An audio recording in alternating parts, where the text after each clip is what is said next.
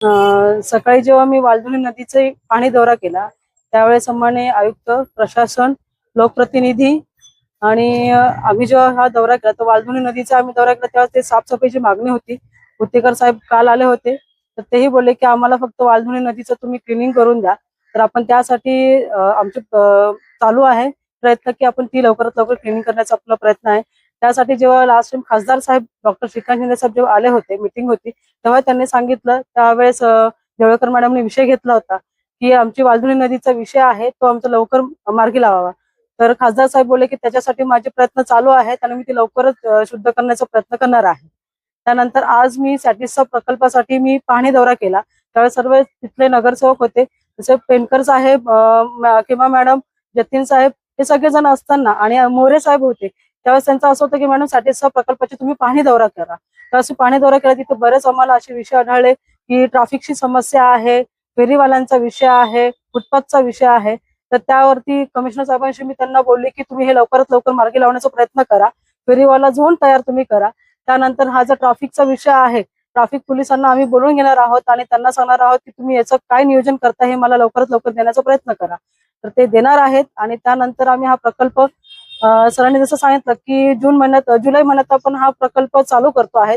पहिला फेज आपण चालू करणार आहे, त्याच्यानंतर सेकंड फेजला थोडा वेळ जाणार आहे, त्यानंतर हा फेज चालू होणार आहे. स्टेशन परिसरामध्ये शौचालयाचा इश्यू आहे, ते पण आपण पाहणी केली. हो, काय समस्या आहे?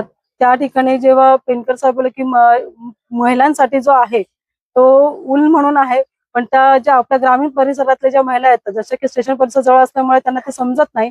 ते पावडर म्हणून ह्या नावाने आहे, पण तिथे जर आपण शौचालय हे नाव केलं तर त्यांना त्याचा उपयोग होऊ शकतो. आणि त्यानंतर राहिला पुरुषांचा विषय, तर त्यासाठीही कमिशनर साहेब बोलले की आपण या ठिकाणी पुरुषांसाठी आपण शौचालय चालू करूया.